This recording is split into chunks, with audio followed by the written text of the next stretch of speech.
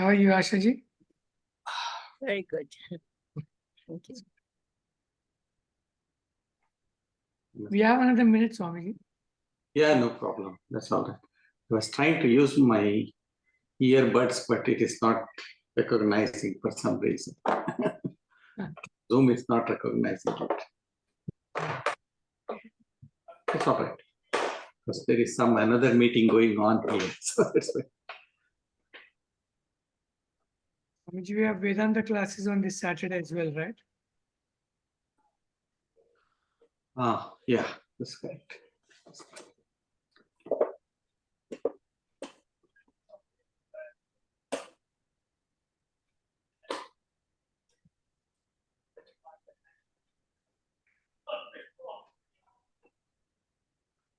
I should start. Om Sahana Vavatu Sahanau Bhunaktu Sahaviryam Karavavahai Tejasvinavaditamastu ma Vidvishavahai. Om Shanti Shanti Shanti. Shankaram Shankaracharyam Keshavam Badarayanam Sutra Bhashya Kritau Vande Bhagavantau Punah Punah.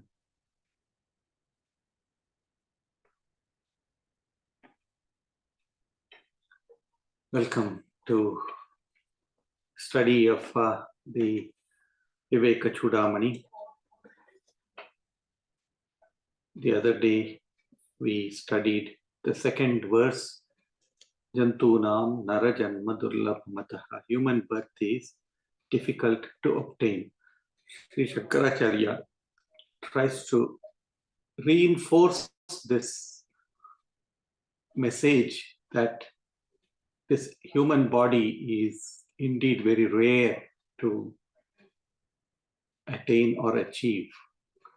After many, many lives, millions of lives, according to some scriptures, we have received this human birth, this vehicle, which will take us to our ultimate destination, that is Brahman, oneness with the divine. So that's why he says, Jantunam Narajanma Durlabham Ataha Pumstvam Tato Viprata. We also dwelt upon this one term, one word that he uses, Pumstva. It is in those days during Shankaracharya's time, men generally used to study the scriptures. But having said that, he did not look down upon women.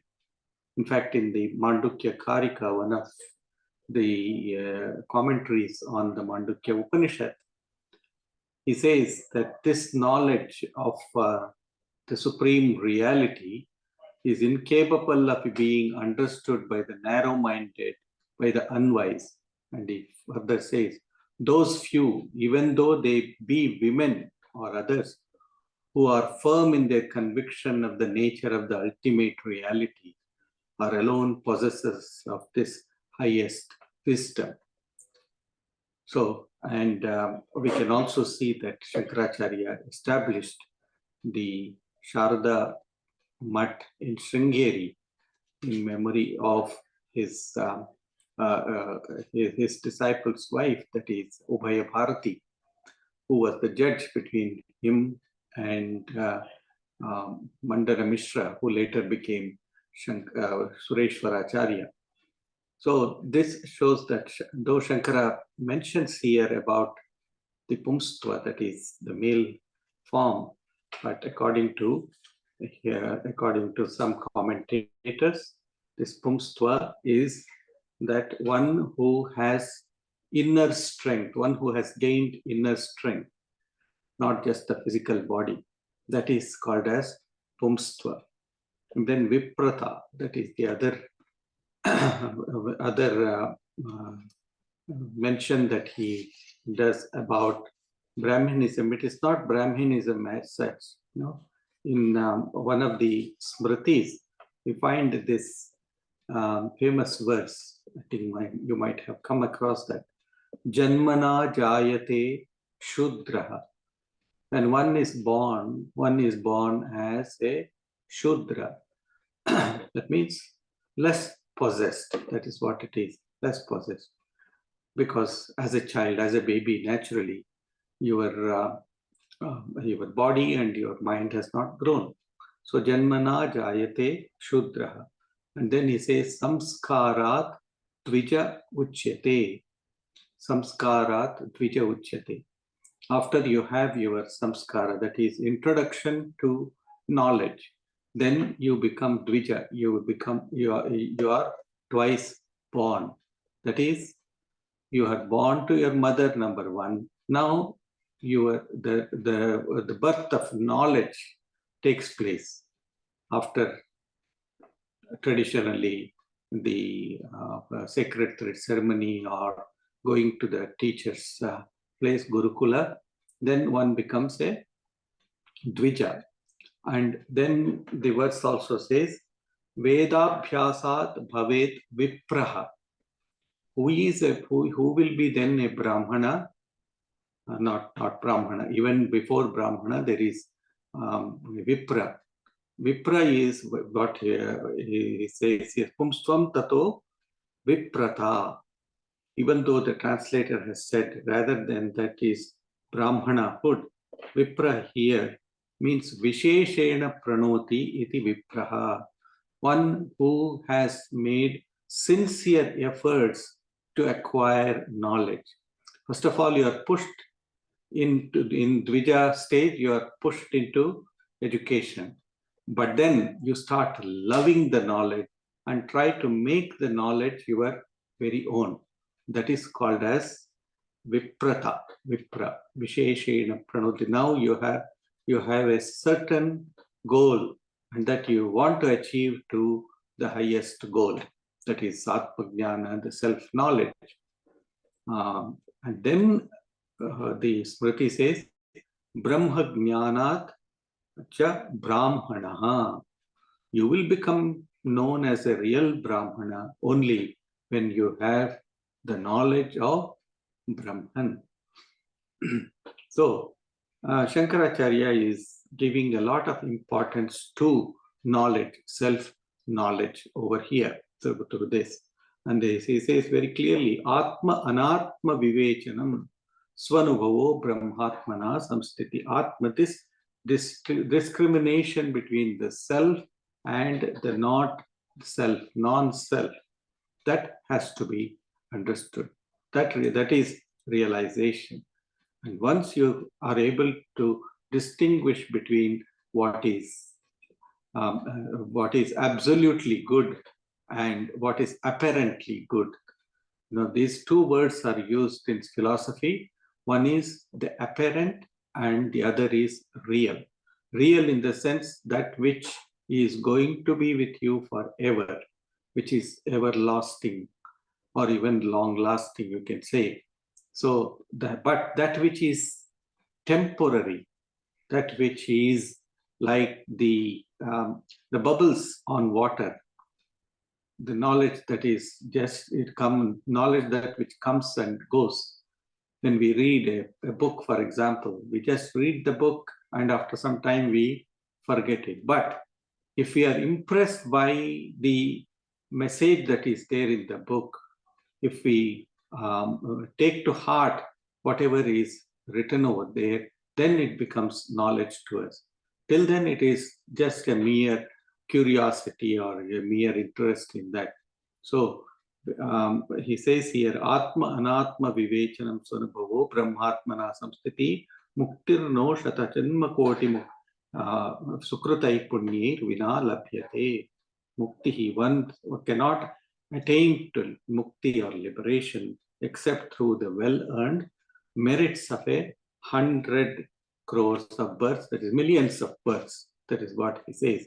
So, in the next verse, he talks about Durlabham Trayam Eva Etat. Durlabham Trayam Eva Etat Daivanugraha Haitukam Manushyatvam Mumukshutvam Mahapurusha Samshrayaha. He says these three things are which are rare indeed. These are three things which are rare indeed and are due to the grace of God. Sri Shankara brings in the concept of the grace of the divine. We will look into it a little more closely. Namely, a human birth, the longing for liberation, and the protecting care of a perfected sage. Turlabham Daiva. What is it? First is human birth. So he talks about the uniqueness of the human stage of evolution.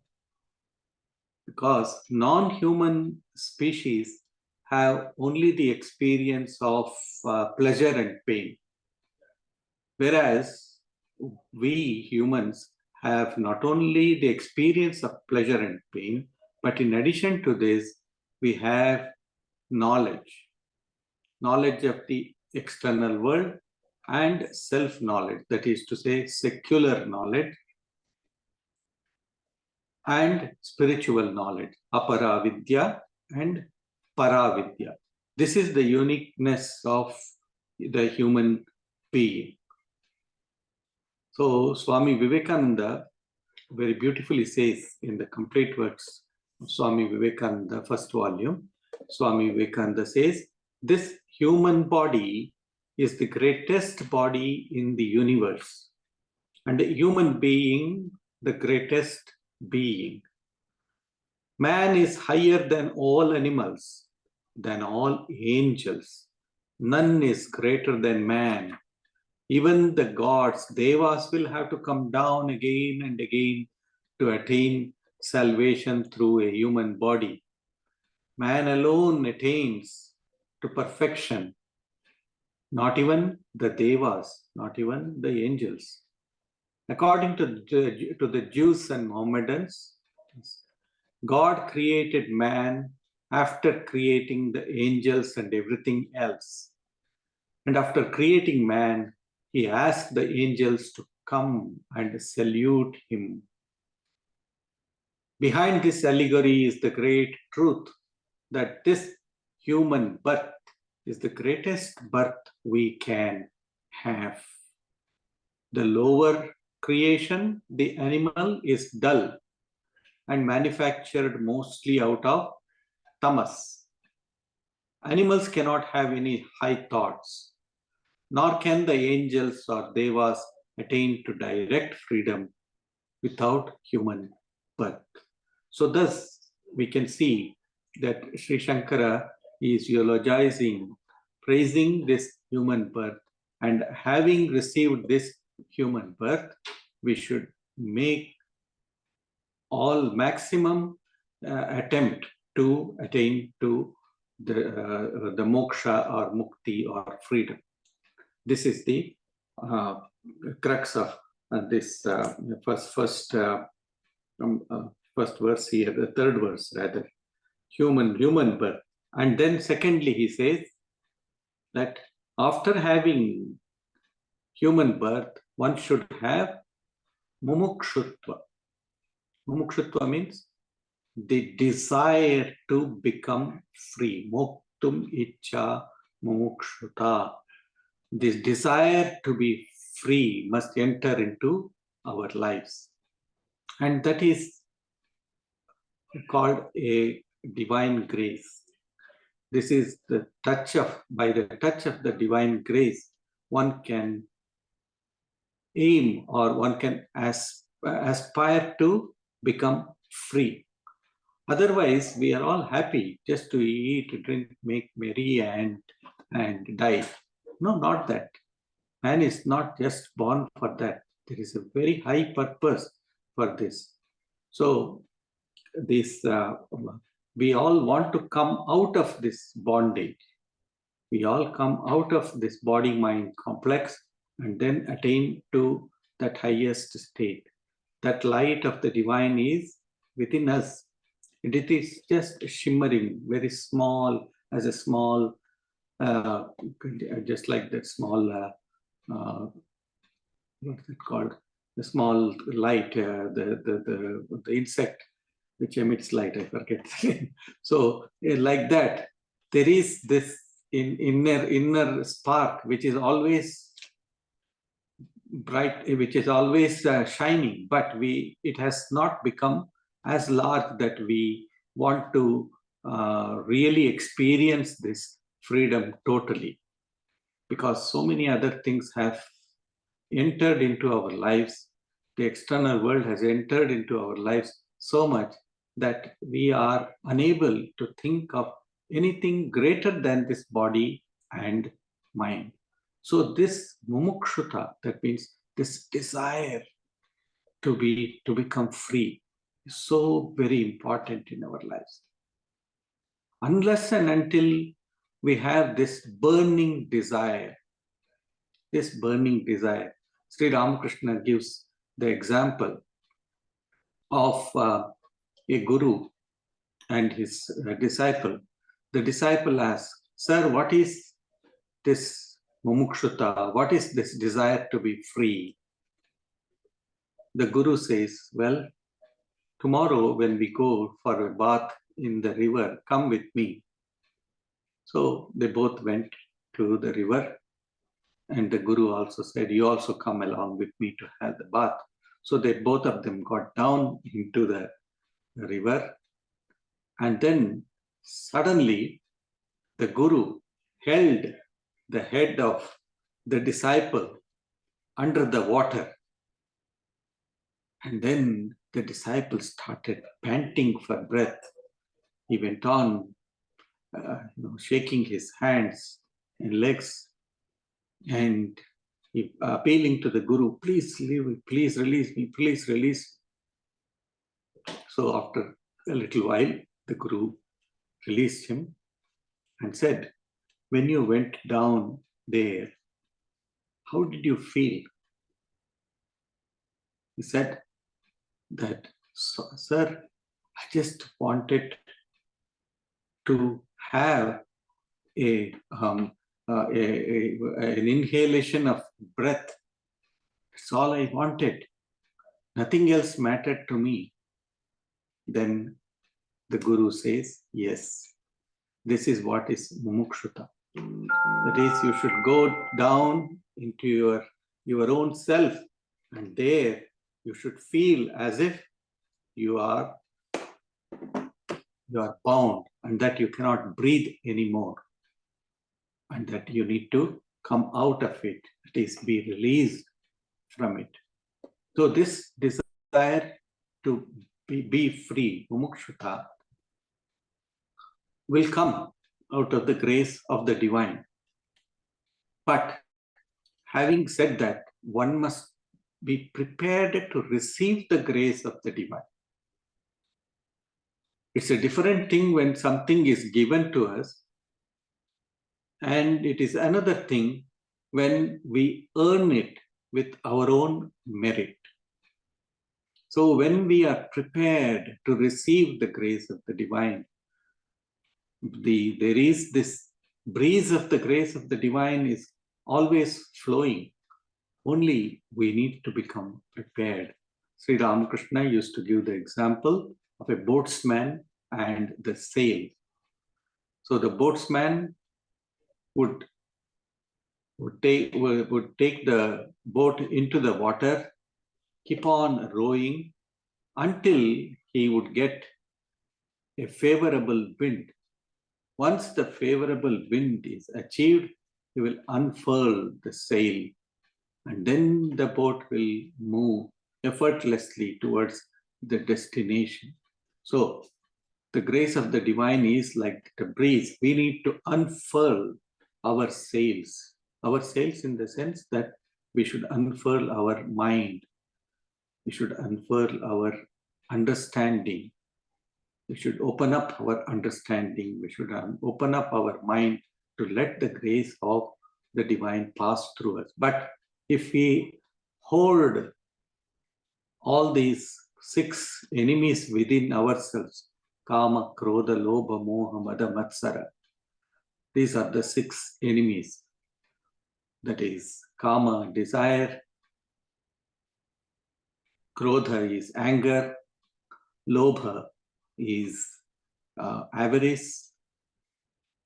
Moha, it means delusion, passion. Mada, it means pride or egotism. And Matsara, envy. So if we have hoarded all of this, if we analyze our own lives, we will see that we have been hoarding this as if these are our real treasures. Unless and until we clear our house of all these hoardings, we will not be able to get, or we will not be able to welcome the divine into our home, that is our heart. So spiritual life is a great effort, there is no doubt, but there are great are the rewards when we achieve to the highest. Trials and tribulations will come. There is no person on this earth who does not undergo trial. He or she cannot be called a human being if he does not go through trials and tribulations. But we should, when we are in and through these trials and tribulations, we should be open to the grace of the divine. Let the divine come. Let him put me inside the water, or let him put me on the shore. Doesn't matter. I am his. I am the divine's. So that feeling should come. Then mumukshata will come. Then this intense desire to become free would come. So first of all, we must cleanse our homes. That is the home, that is the heart within. It must be cleansed. Then he says, Mahapurusha Samshraya. The third jewel, or the third riches that Shankaracharya is talking about is Mahapurusha Samshraya. The company of a Mahapurusha, the company of a holy personage. The company of holy personage need not be a person in flesh and blood. It can be a divine being. It can be a saint who is no more, but still is present in his subtle body. But Mahapurusha, but if we can come in touch with with a divine personality, with a person who has risen above the normal concerns of human life, normal concerns, one who has risen above all of that, a Shankaracharya, a Ramanuja, or a Madhva, or a Ramakrishna, a Vivekananda. These are some of the great saints, a Christ, a Buddha. All of these are great saints who have risen above the concerns of our mundane life. And as such, as they have gone up or beyond this universe, this level of the human existence, they will be able to guide us. That's why Mahapurusha Samshraya, guidance of a Mahapurusha. It may not always be possible for us to have a teacher with us all the time, but if we can open our hearts and seek the guidance of a divine personage, we will be able to receive it. If we pray to a divine personage, it need not be just a Swami or a monk or a priest or whatever it is, but it can be your own father or mother whom you respect very highly. They themselves can become your guides. They can, if they have risen beyond this concern of the mundane existence. So, Mahapurusha Samshraya.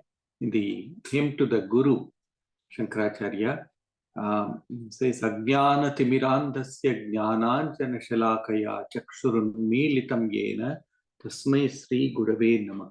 I salute the Guru who, by applying the collyrium, the kajal of wisdom to the eyes of one suffering from the myopia of spiritual blindness, opens his eyes to the light and the truth. Jnana Timirandasya.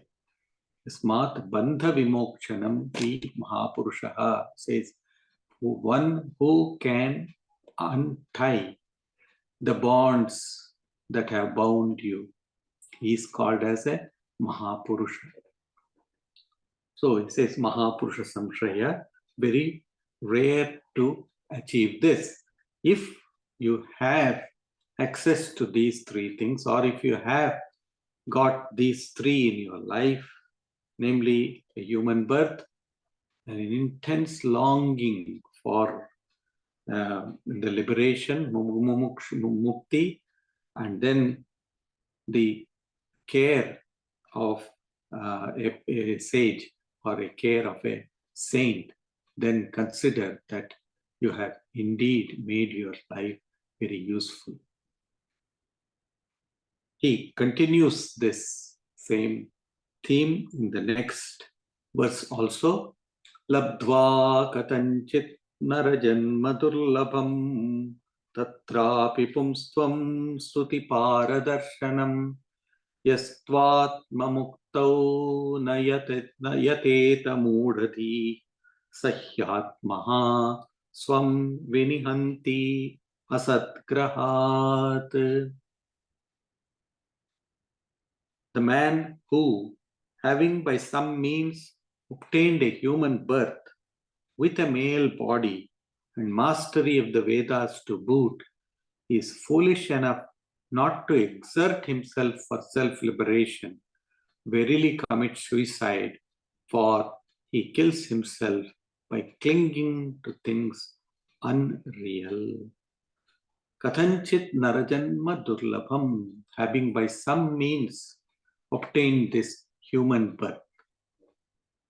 And that too, he says, tatrapi pumstvam. Again, the same question comes. Pumstva means the intense desire or the strength to be able to go through this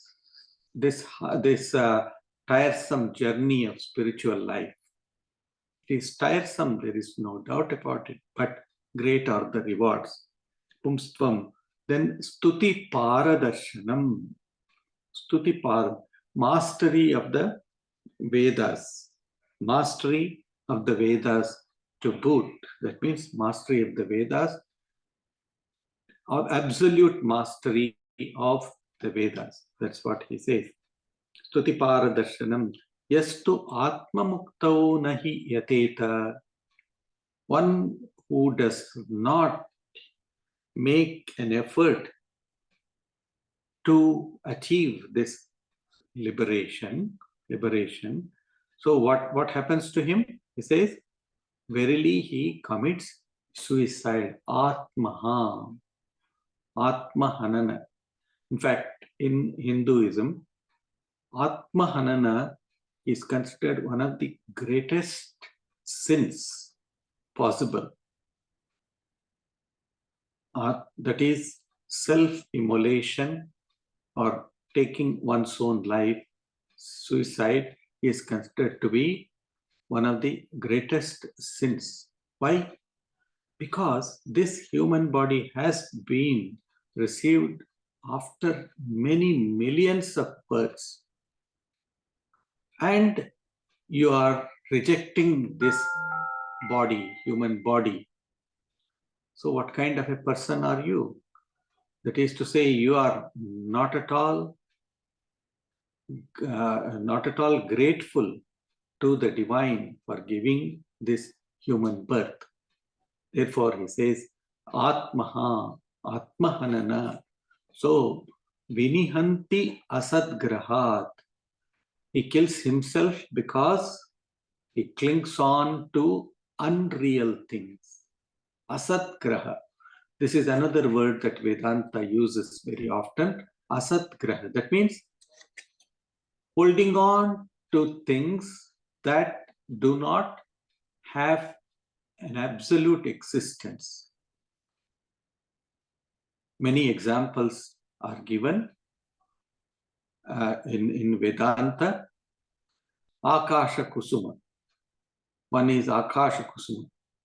Thinking that there is lots of these flowers in the sky, you stretch your hand to get those flowers. So, in the same way here he says, Vini Asat Graha means trying to catch on to something that is not really there, or that which does not have any essence, absolute existence over there. Asat Graha.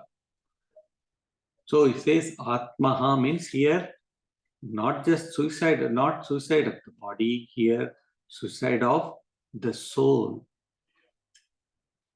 The body will go, there is no doubt,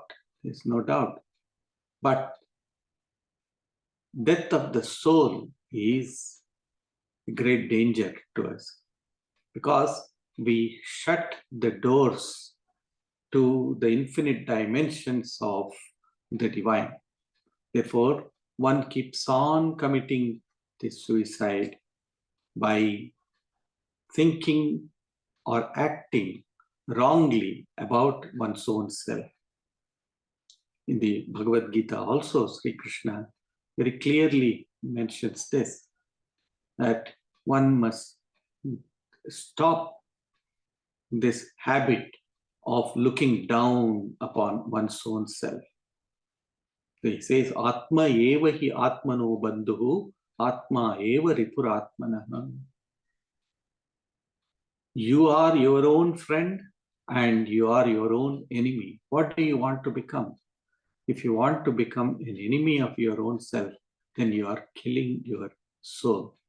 Therefore, this is spiritual blindness, or this is spiritual suicide if we do not make an effort to know our own self.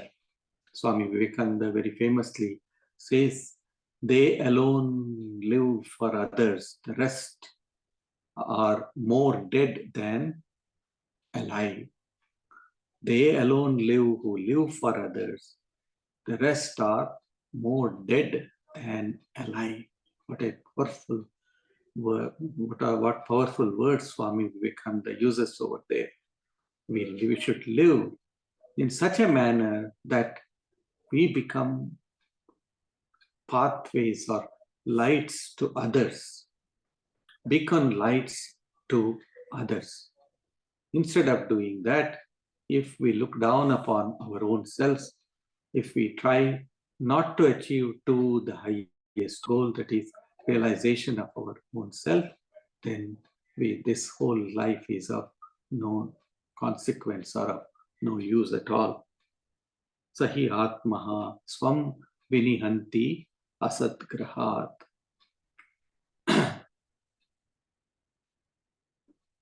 Itah kon vasti mudhatma yastu swarte pramadyati durlabham manusham deham prapya tatrapi paurusham.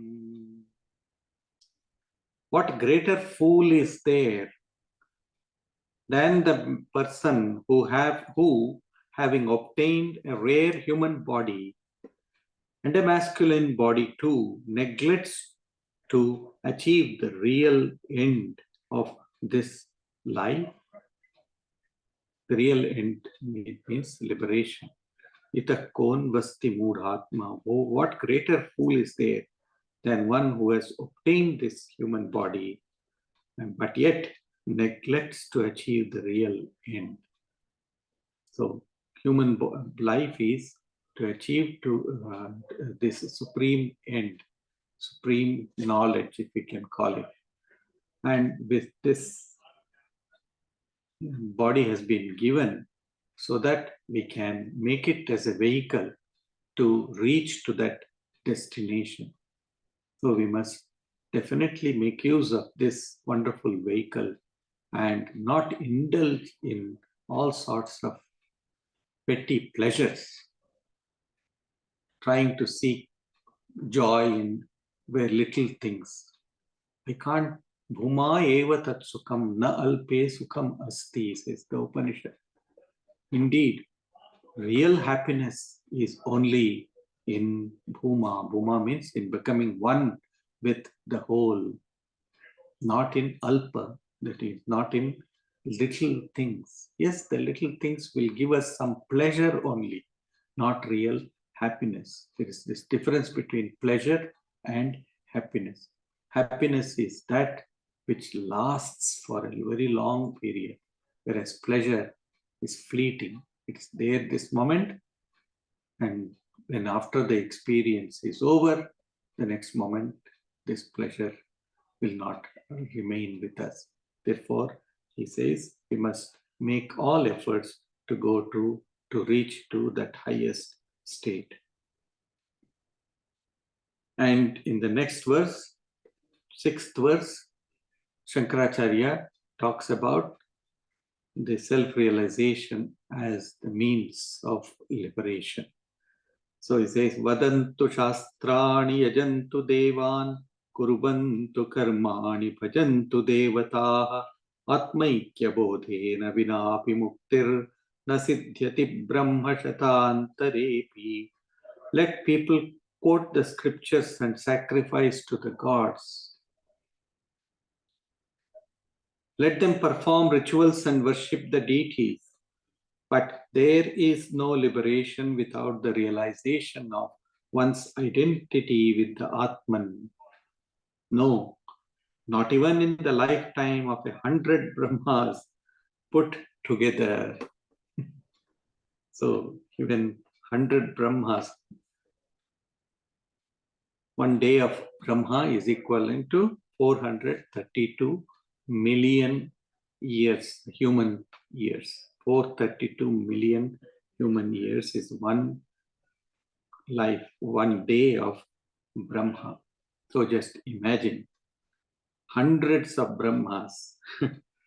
No liberation without realization of one's identity.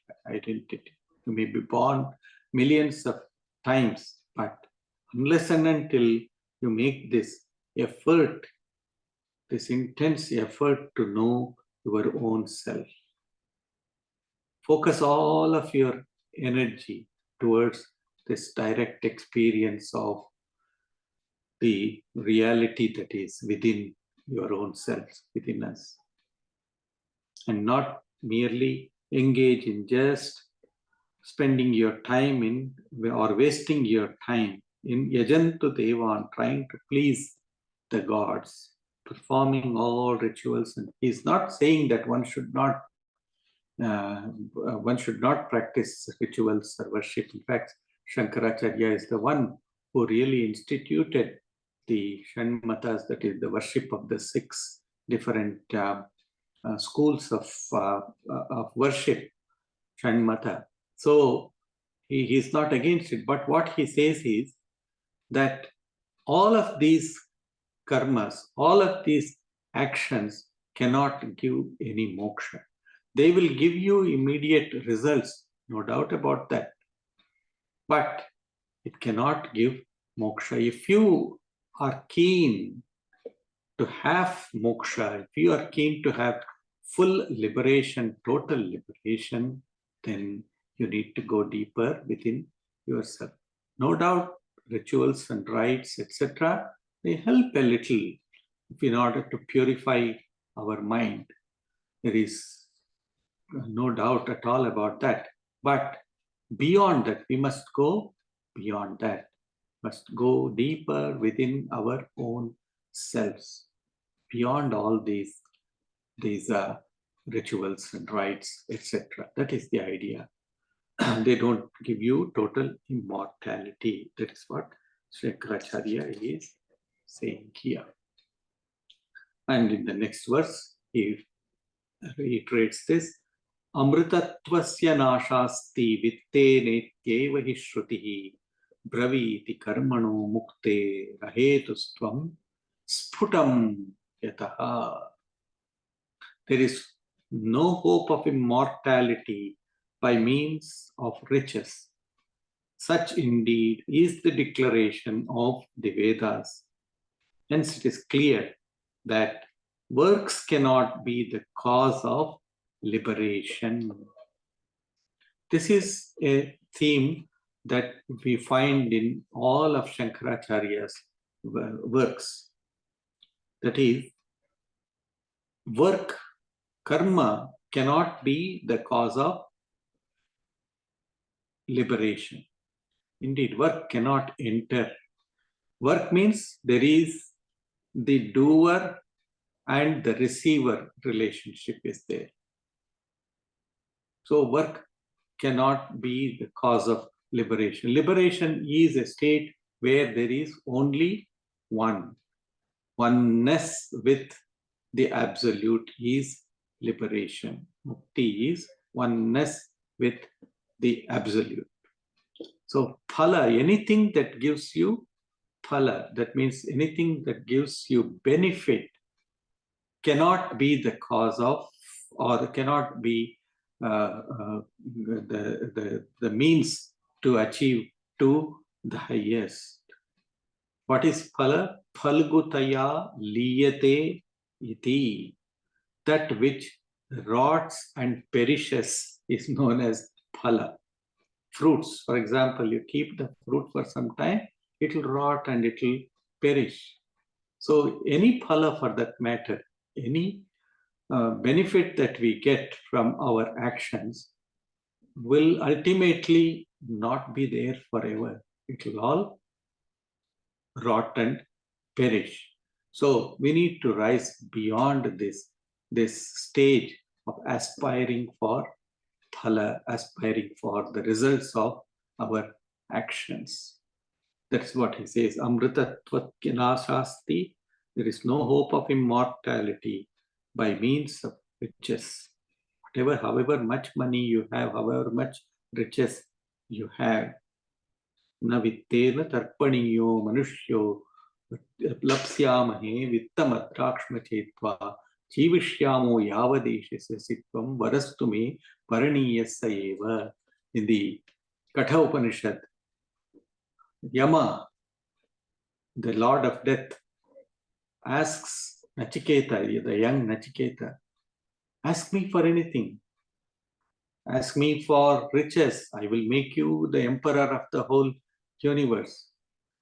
Ask me for lots of elephants and other riches. Lot of wealth I will be able to give you, but don't ask me for liberation. Yama is testing Nachiketa. So Nachiketa very beautifully says there, na vittena tarpaniyo manushyaha. Manushya, the human being. Na vittena tarpaniyaha. One cannot satisfy the beings by this kind of wealth, because the more you have, the more you want. The more you want, keep on asking for more and more and more. That's why you say wants are endless. They are endless. Therefore, navittena tarpa. So there he says, vittamadrakshma jivishyamo yavadeshasya sitvam. If you want to stick to your word, because Yama said, ask for any boon that you want, I will give it to you. Yavadeshasya sitvam. If you want to give any boon to me, then give this boon that I should become free. Varastume varaniyasya eva. I want that boon which will make me indeed immortal, varaniya, that which raise my consciousness to the higher level. So that is what Sri Shankaracharya is talking about in this. The reference is to Yajnavalkya's words to his wife Maitreyi in the Brihadaranyaka Upanishad. So he says, na karmana na prajaya dhani na tyage naike amritattva manashu. Neither by rituals, nor by progeny, nor by riches but by renunciation alone some attain immortality. In the Brihadaranyaka Upanishad, there is the sage Yajnavalkya. Yajnavalkya was a very rich person. He had two wives, Maitreyi, and so Maitreyi and Katyayani. Maitreyi asks Yajnavalkya, well, you want to renounce and go away, but will the wealth that you are leaving behind give me immortality? You are asking us to take all of your wealth and be happy. Would that give me immortality? Yajnavalkya says no. It will not. Just one word he says no. Then Maitreyi objects and he says, in that case, what shall I do with all this wealth which will which cannot make me immortal? Then Yajnavalkya says that this wealth can at the most help you to live a decent social life like many others in the world do, will give you a lot of comfort and pleasures, but there is absolutely no hope of attaining to immortality through this wealth. Then Maitreyi, of course, says, then I don't also have any use for this kind of wealth. Give me that wealth which will make me immortal. Teach me that which makes me immortal. That's what Shankaracharya is hinting about through this verse. I think we will stop here. It's 8:45. We'll stop here. If we want to have any questions, we may have for 5 minutes. Otherwise, we will conclude here.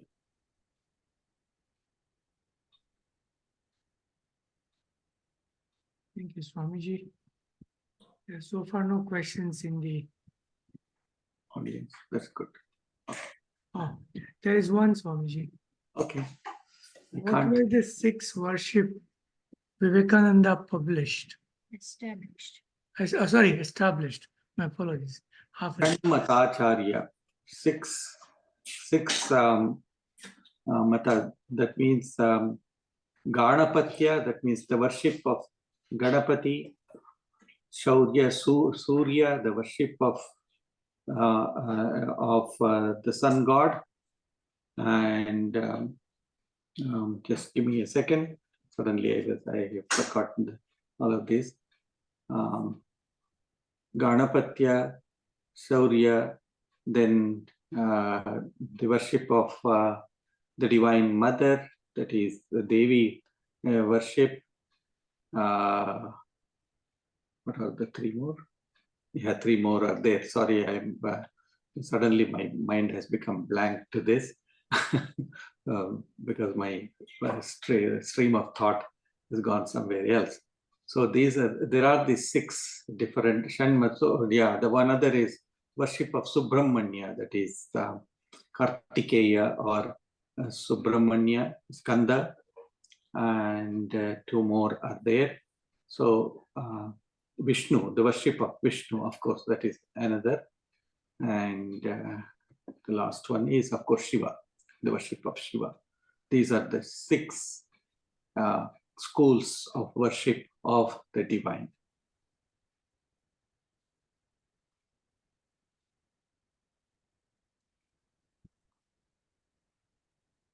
So that's why he is known as Shanmata Sthapanacharya, the establisher of the 6 mata. Means here the opinions, that are mata also means ways of worshipping the divine. 6 different ways of worshipping the divine according to their own choice, or according to their makeup of their mind.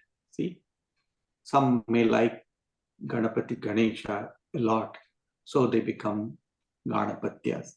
Some may like Shiva a lot, so they become Shaiva. Some may like Narayana a lot, so they become Vaishnava, like that. So in those days, those who the Vedic people, they worship the sun god a lot. So the Shaurya path is also there. And Shankaracharya wrote particular mantras, both bija mantras as well as stotras for all of these 6 different types of worship, and instituted the different types of worship in the temples wherever he went. You have a small question if there's still time. How did Shankaracharya navigate the Buddhism, which was very powerful and become deep-rooted and almost professed Naishkarma? Yes. So, See, by the time Shankaracharya appeared, Buddhism had slowly begun to wane because the Karmakandis, they had become very strong by then. So they had taken over some of the territories that the Buddhists had captured. I'm just using political words over there. So they had captured by then. But again, all the sacrifices and different types of yajnas and yagas were taking great hold. Brahmanism had taken a strong hold. Buddha tried to diminish the Brahmanism per se. So Brahmanism had also taken great shape by the time. So Shankaracharya, being a great, I can say, an avatar of Lord Shiva, Shankaracharya had a fund of knowledge. And through the fund of knowledge, he could defeat all of that. See, in those days, there was people in the scholarly circle, there was what is called an honesty in that. If somebody got defeated by your arguments, then you would accept the other person's viewpoint wholly, completely. That is how Mandara Mishra became a disciple of, who was a great Karmakandi, became a disciple of Sri Shankara, and who gave up household and became Sureshwaracharya later on. So Shankaracharya sent one of his disciples, I think it is Padmapada. Padmapada was an extraordinary human being. He had extraordinary memory. Just listening to something once, he would be able to absorb it totally. So it is said, how far it is true, we don't know, but some of the works of some of the narrations of the life of Sri Shankaracharya say that Shankaracharya sent Padmapada to the then existing great Shravanas, that is the Buddhist monks, great scholars. So one of he incognito went, studied with that guru or that Shramana for about a year or two, if I'm not wrong, one year, and he got to know all about Buddhism. He memorized everything. And then he left the guru and then came to Shankaracharya, and he spoke to Sri Shankaracharya about the philosophy of Buddhism, etc. And then Shankaracharya used the arguments. Shankaracharya used those arguments to defeat the Buddhists in their arguments, and then won over some of the Buddhists also, especially the kings. See, when you can win over a king, you will be able to win over the whole populace of that place. So Shankaracharya did that. He won over. And Buddha also had done the same thing earlier. Buddha had won over all the kings, great kings in those days. For example, we have Ashoka, King and Emperor Ashoka and others. Of course, that was much later than Buddha. But he had won over the imagination of all these kings, great kings. So, and thus he could establish the Buddhism on a firm basis, like building the viharas, etc. So Shankaracharya probably did the same. So he won over the kings and reconverted them into Hinduism, and then he renovated the temples, many of the great temples. It is even said that the Puri Jagannath temple in the Puri also was had gone into the hands of the Buddhists, and then he revived, because he then influenced the kings to get back those temples and thus revive Hinduism. That's how he won over, mostly by argumentation, mostly, and also then by converting people back into Hinduism, Hindu fold. Okay. Thank you, Swamiji. So the next one would be on the 7th of March, isn't it? That's correct. The 7th of March is Thursday. 8th of March is Shivaratri, is correct. Om Purnamada Purnamidam Purnat Purnamudachyate Purnasya Purnamadaya Purnameva Vashishyate. Om Shanti Shanti Shanti.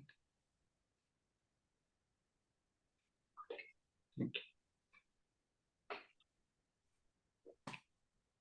Thank you, Swamiji. Thank you.